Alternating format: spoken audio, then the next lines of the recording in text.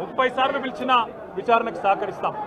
మా మీద కేసులు బనాయించి మమ్మల్ని ఇబ్బంది పెట్టి కమిషన్లు వేసి మమ్మల్ని ఏదో ఇబ్బంది పెట్టినంత మాత్రాన, వేధించినంత మాత్రాన ప్రజల తరపున ప్రశ్నించడం బంద్ చేస్తామనుకుంటే అది కాంగ్రెస్ ప్రభుత్వం యొక్క అవివేకం, అజ్ఞానం అవుతుంది తప్ప ఇంకోటి కానే కాదు.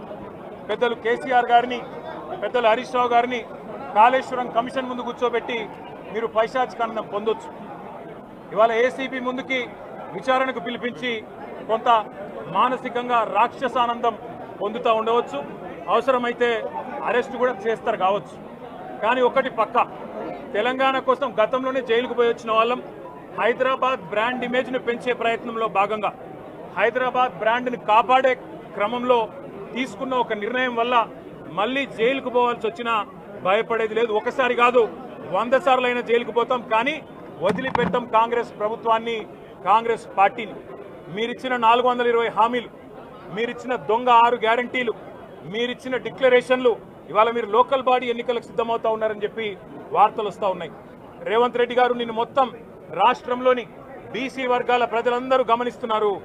42% రిజర్వేషన్ ఇచ్చి 42% రిజర్వేషన్ ఇస్తాం అని కామారెడ్డి డిక్లరేషన్లో చెప్పి మోసం చేసి ఈరోజు స్థానిక సంస్థల ఎన్నికలకు మరి రిజర్వేషన్ ఇవ్వకుండానే పోతున్న వైనాన్ని కూడా బీసీలు గమనిస్తూ ఉన్నారు.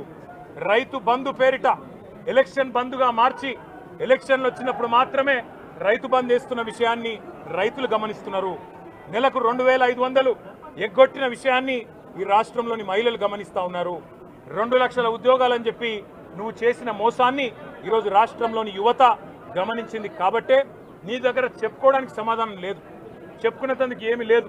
కాబట్టి ఏం చేయాలి నువ్వు?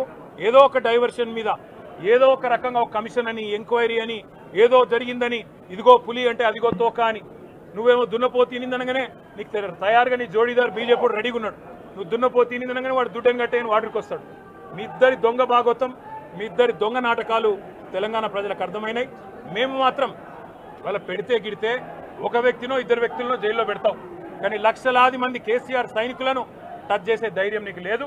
తెలంగాణ ప్రజలకు రక్షణ కవచంలాగా ఆనాడు ఉన్నది టీఆర్ఎస్ఏ, ఈరోజు ఉండేది బీఆర్ఎస్ఏ, రేపటికి కూడా స్వీయ రాజకీయ అస్తిత్వమే శ్రీరామ రక్ష అనే విధంగా ముందుకు పోతాం.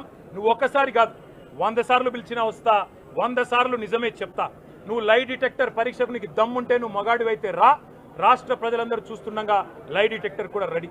నువ్వు ఒక కేసు కాదు, ఇంకో 1000 కేసులు పెట్టినా మేము ప్రశ్నించడం బంద్ చేయం, కొట్లాడడం బంద్ చేయం, తెలంగాణ ప్రజల తరపున నిలదీయడం బంద్ చేయం.